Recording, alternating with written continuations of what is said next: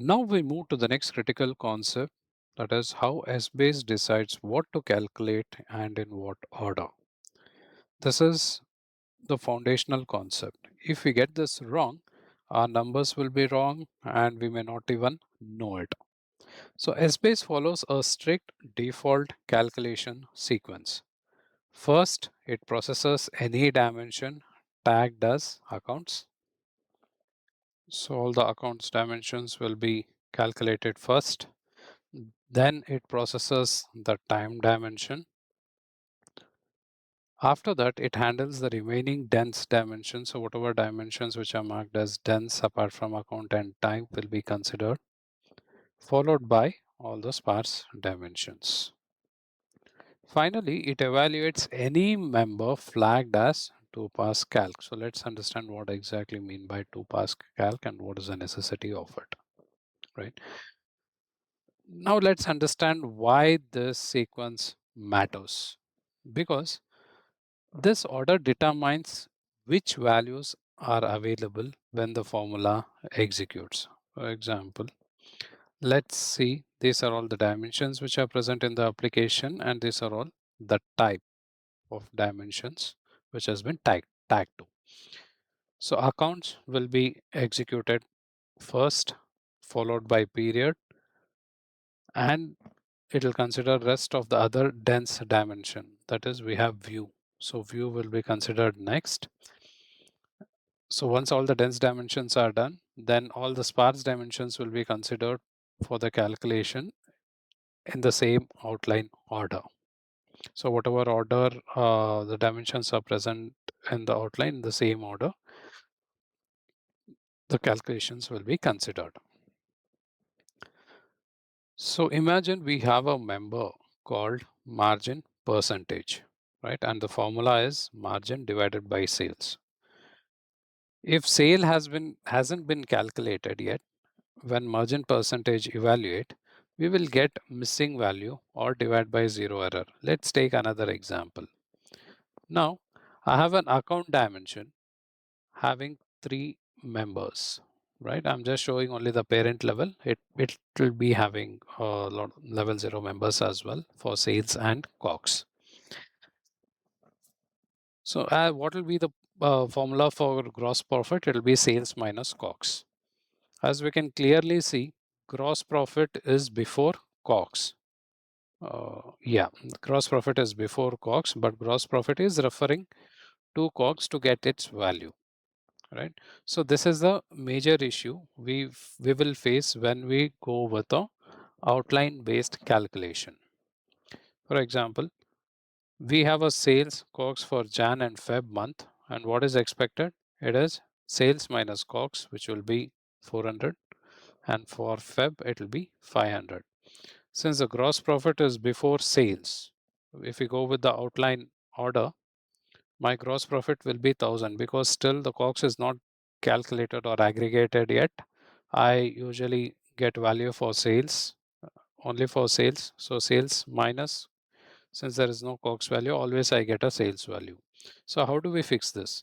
So to fix this, we need to handle uh, the the sequence explicitly using CALC DIM command.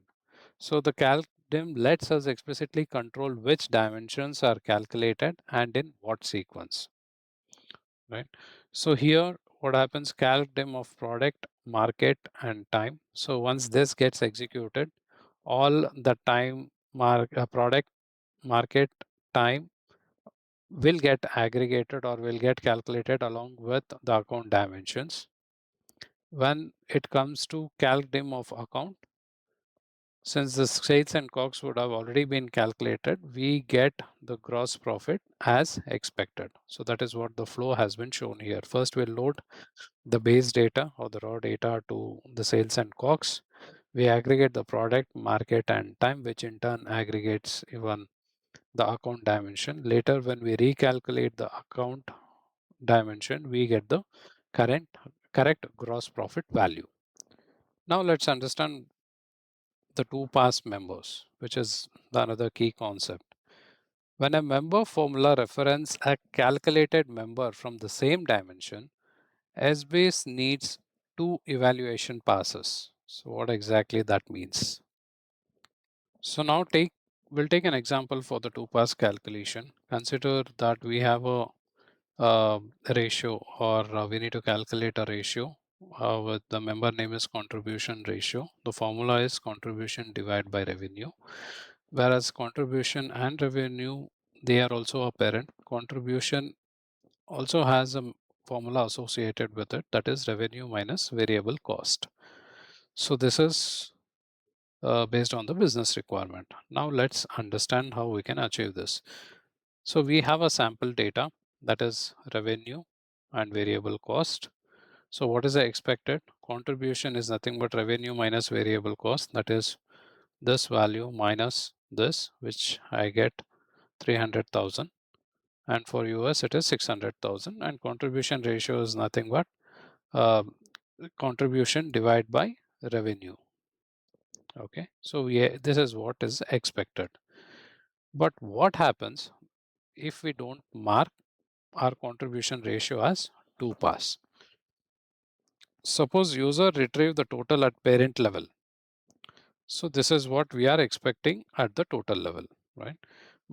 But before, since we execute without this as a 2-pass calc tag, when we execute it, revenue will get aggregated and the variable cost will aggregate.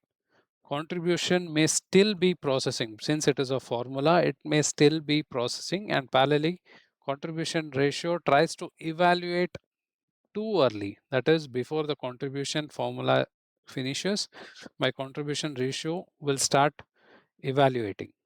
So I will get the value for contribution ratio as 0, because still I don't have a value for contribution, right? So to resolve this issue, we will tag the contribution ratio as 2-pass calc.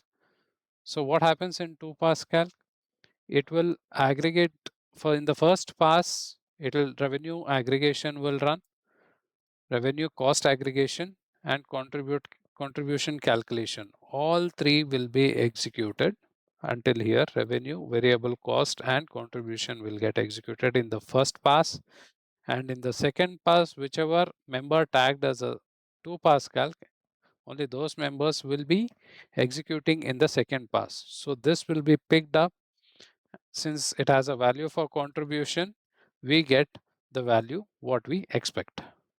So by enabling 2-pass, Essbase guarantees the correct sequencing. So what is a common mistake developers do? So developers assume that CALC all handles everything automatically. It does follow the rules, but those rules may not match to our business logic, right? So always verify our dimension calculation order, whether it matches to our formula dependencies or not, right? So this is the main agenda of this video, to know the calculation order and the importance of CALC DIM. Okay, so in the next video, we will compare outline based calculations with custom calculation script and show you when to move beyond calc all. So for now, review your current outlines, check your dimension tags, your calc dim statements, and your 2-pass flags.